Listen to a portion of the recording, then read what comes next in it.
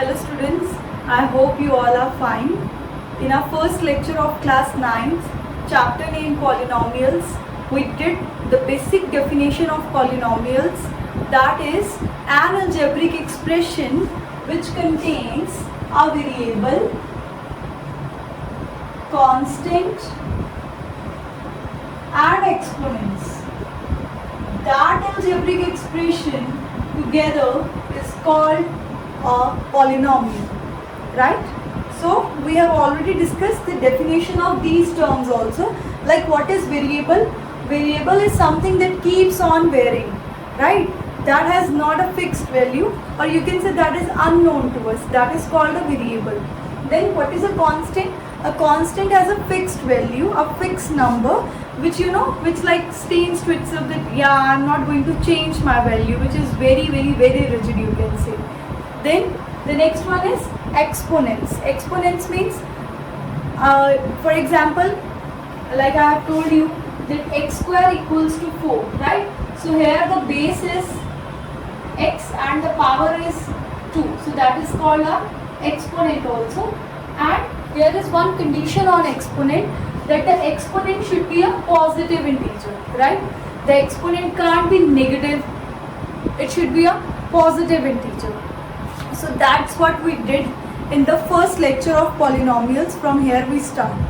And we have also discussed that why we need polynomials in our real life. Like if you have any real life situation, you can frame it into a mathematical statement. Like for example,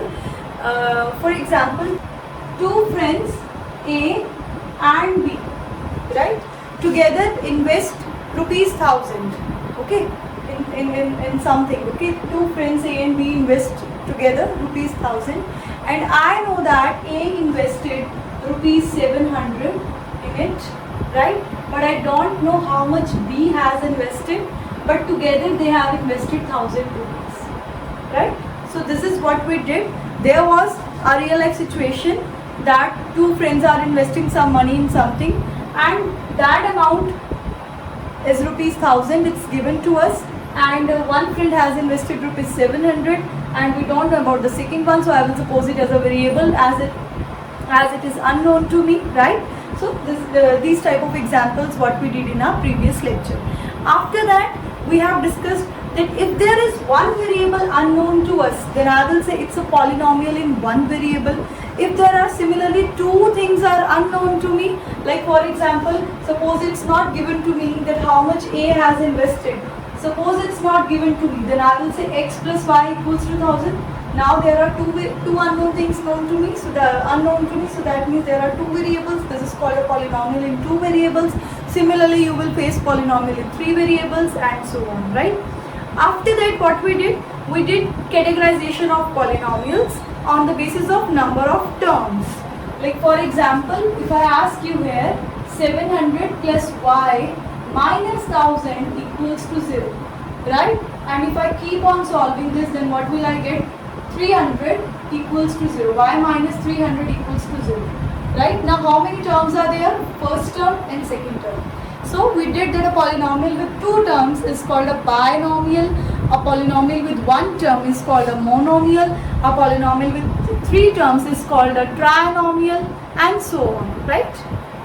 Now after discussing these three things, let's move on to the next thing, that is degree of a polynomial. What is degree of a polynomial? For example, let's take a very simple example of a polynomial, that is x square plus x cube minus 500 equals to 0. Right?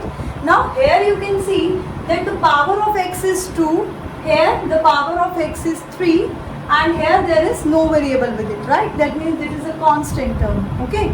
So what's the highest power of variable you can see in this polynomial? Yes, you will see that the highest power of variable is, the highest power of variable is 3, and that's what the degree of a polynomial. Degree means the highest power of a variable in your polynomial, okay, whatever you are considering at that time. In that polynomial, the highest power of the variable is called its degree of a polynomial. Let's take some more examples. Like for example, if I take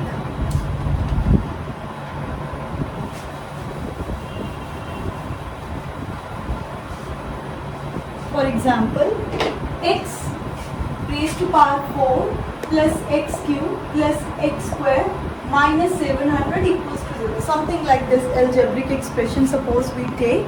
So from here you can see now the highest power is definitely 4. The highest power of the variable is 4.